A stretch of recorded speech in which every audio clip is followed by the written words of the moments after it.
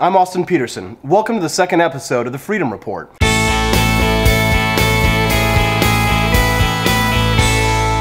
Today, I have a very special guest. He's Sean Stone, son of Oliver Stone, and he studied American history at Oxford and Princeton universities, graduating from Princeton in 2006 with a thesis on the New World Order.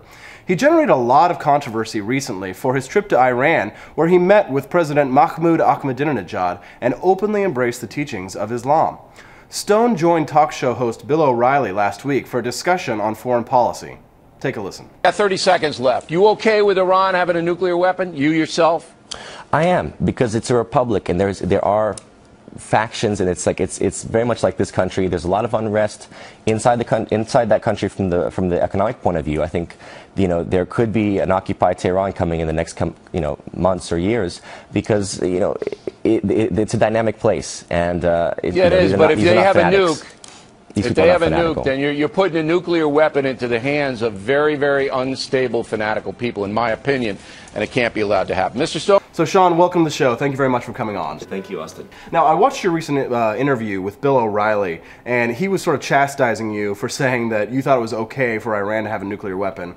But the head of the Israeli Mossad recently stated that a nuclear Iran is not an existential threat. So who's right, Bill O'Reilly or the head of the Mossad? Well, the head of the Mossad, I think it was the former head, or was it the current? It's the former head, right. The former head has said this. The chairman of our Joint Chiefs of Staff agreed with me at the end of the week. He said that Iran is a rational actor, which was essentially my point. I mean, I'm not afraid of Iran as having a weapon, because I consider them rational players, and every country so far that has developed nuclear capacity then continues to operate according to conventional warfare if they want to conduct war, or they just they negotiate based on the idea that you're really insane to actually use nuclear weapons, and the nuclear weapon itself is simply a terroristic threat more than anything. So who currently has it? I mean, America, Russia, China, Israel, Pakistan, India, all these countries around the world. We basically have this threat in place. So whoever we want to engage with, we can't engage them as equals. We just bully them, essentially, always with the threat of, okay, if you don't agree with this, we can always resort to the nuclear bomb. But no one, thank God, to this point has actually done so. Now, my biggest concern, as I've expressed in other articles and interviews, is we say that Iran doesn't have the right to the nuclear capacity. Let's say we actually we've created the preventive war doctrine, right, with the Iraq wars. And then let's say now that we actually stick to that doctrine and attack them preemptively.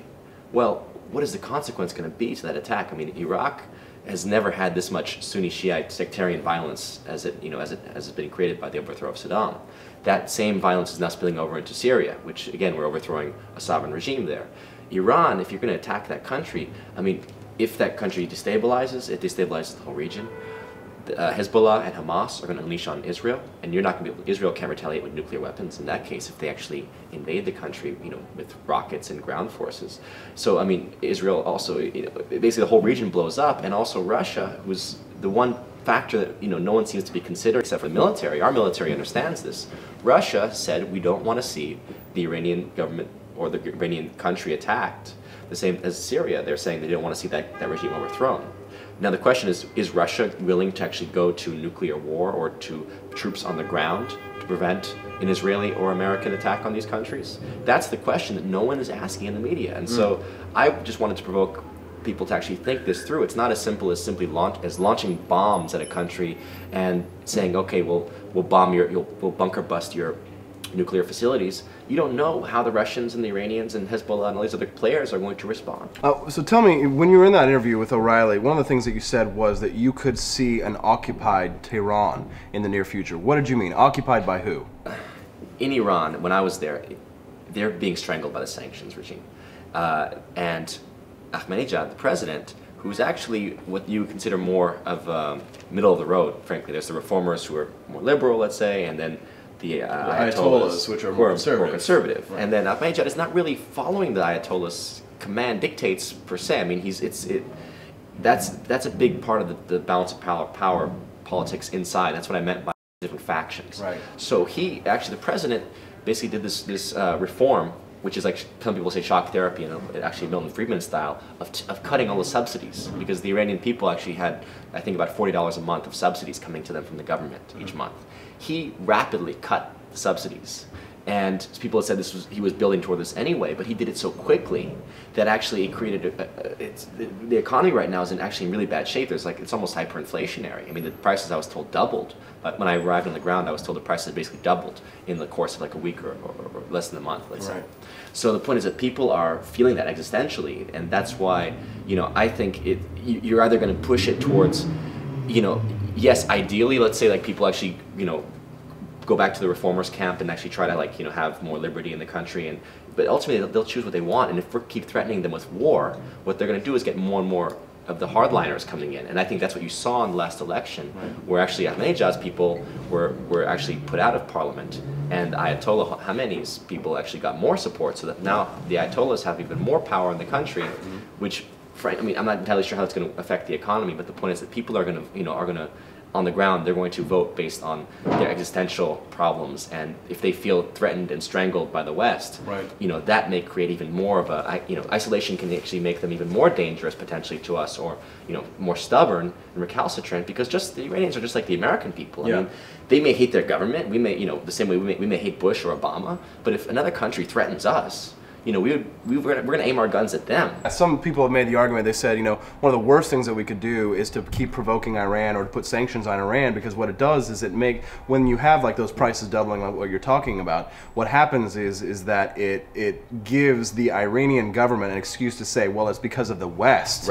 That's why, you know, the prices are doubling, and it sort of gives them this sort of nationalistic cause to rally around. Whereas if we weren't sanctioning them, if we had more free trade, if we had a more like open, you know, dialogue. I mean, that's why I believe in, you know, I believe in exchange. I believe that if you want people to, you know, adopt your point of view, you have to bring, you have to bring it across. You have to, you know, what I'm trying to do is go there and make films, for example, which is to me a cultural exchange, so that they can see Western ways, you know, our ideas, because they're already open to it, but they don't want to feel, you know, they have a strong tradition of anti-imperialism in that country. They had British and Russian empires literally carving out their country through the Shahs of that region, you know, of the countries of Iran itself for the last couple hundred years. So through the Shah, the British and Russians first carved it up. Then the British and the Americans, you know, overthrew Mossadegh.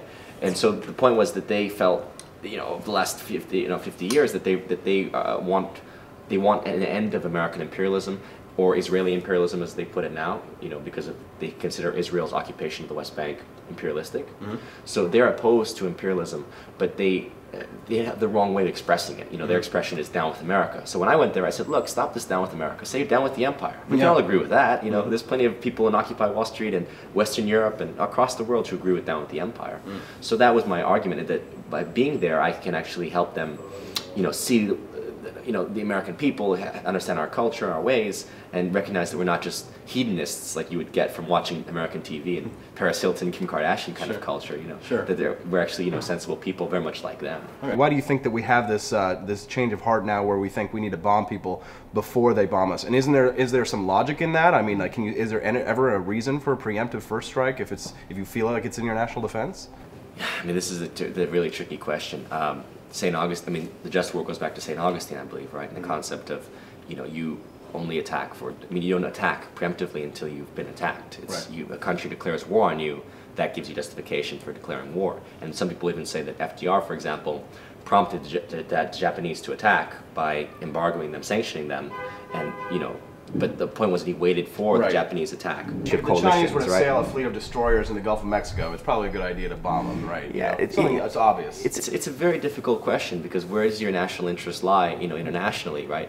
I always believe that we have to go to the concept of the republic, right? The point is that if our Congress and our president jointly agree that it's in our national interest to defend ourselves against an attack, you know, then so be it. But to preempt something, now you're going down a very dangerous path of just making allegation and not actually investigating and following through and knowing and being sure. Sort of like what we did with Iraq. With Iraq, the whole point is, are you willing to, you know, to most Americans, unfortunately, we lost this concept of Republican tradition of war, where basically it's a total war. If you're going to mobilize for war, your citizens are involved, your whole economy shifts towards it, in which case you better make sure that this is an existential threat to your country. The last 20 years, it's been like we can just launch our missiles in Yugoslavia or in Bosnia or in Iraq, or even bombings that took place in not bombings but Somalia, Sudan was bombed briefly by Clinton. I mean the point is that there's these incursions, and it doesn't relate to us as people. We don't recognize that our government has military bases all over the world. I mean, over 100 countries, 130 countries in the world.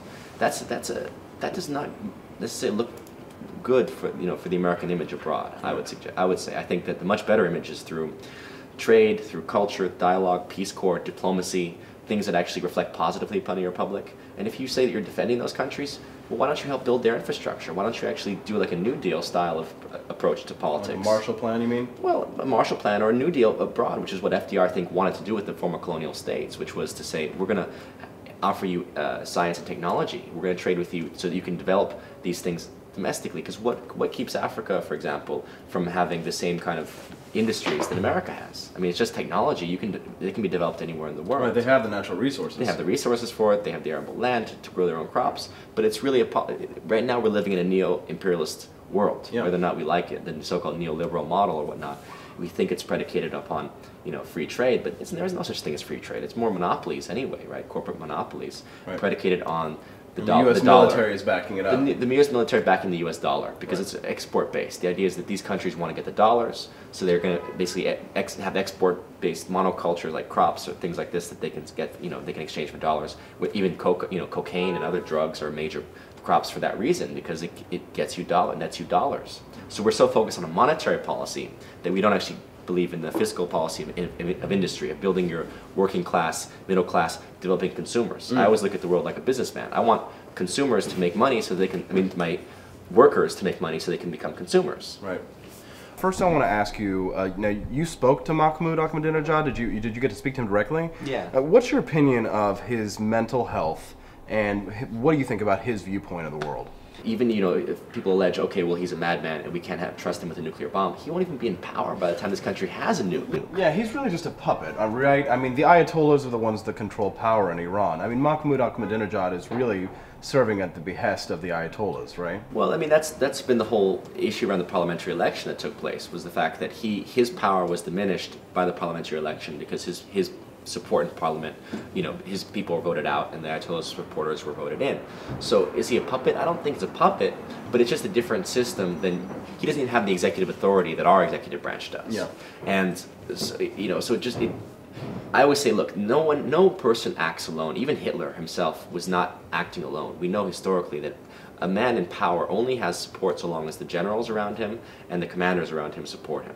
So he does have some support, but there's factions in the country, a lot of factions. It's a republic in that sense. You do have a bureaucracy on top of it. Right. I'm Austin Petersen. This is the Freedom Report. A still more glorious dawn awaits, not a sunrise, but a galaxy rise. A morning filled with 400 billion suns. The rising of the Milky Way. Cosmos is full beyond measure.